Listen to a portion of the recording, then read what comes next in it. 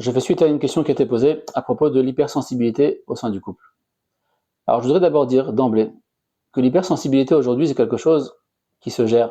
Il y a des outils qui sont concrets, efficaces. Il ne faut pas hésiter à aller consulter une personne compétente pour apprendre à réguler ses émotions. Cela dit, il y a un mécanisme qu'il faut comprendre quand même dans le couple. C'est que l'hypersensibilité, c'est un trop-plein d'émotions et la personne, elle les déverse, elle se décharge sur son conjoint. Comme si il y avait un trop-plein qui cherche une porte de sortie, une voie d'évacuation. Et cette voie d'évacuation, c'est le conjoint, et du coup, c'est le conjoint qui encaisse. Cette chose-là, c'est pas parce qu'elle arrive, pas parce que le conjoint c'est un ennemi, mais au contraire, parce que le conjoint c'est la personne de confiance la plus proche, et c'est pour ça que c'est lui qui prend tout dans la tête, mais il faut qu'il comprenne que c'est pas quelque chose de méchant, que c'est pas quelque chose qui est contre lui. Alors comment est-ce qu'on fait pour sortir de ça?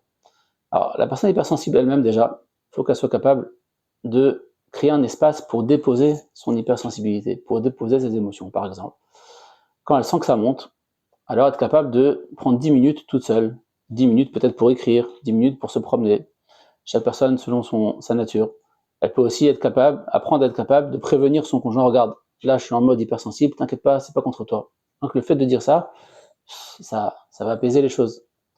Du côté du conjoint, aussi, ça sert à rien de lui dire déjà à la personne hypersensible, regarde, t'es trop sensible, sois moins sensible.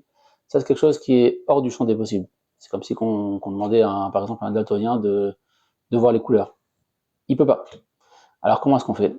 Eh ben, il peut lui dire, regarde, moi je veux t'aider, je suis prêt à t'aider, mais je suis pas prêt à encaisser, je suis pas prêt à être ta cible. Donc dis-moi comment je peux faire pour t'aider, et je le ferai. De cette façon-là, et d'un côté, de signaler les choses au lieu de rentrer dedans, et du côté du conjoint, accueillir ces émotions au lieu de se défendre, ça va apaiser les choses, et ça, ajouté au fait d'être suivi au niveau individuel, Bizrat Hashem, ça aidera à sortir de ce cercle vicieux et en faire même un cercle virtueux. Parce que un couple solide, c'est pas un couple qui n'a jamais de problème, mais c'est un couple qui apprend à gérer ses problèmes pour aller de l'avant.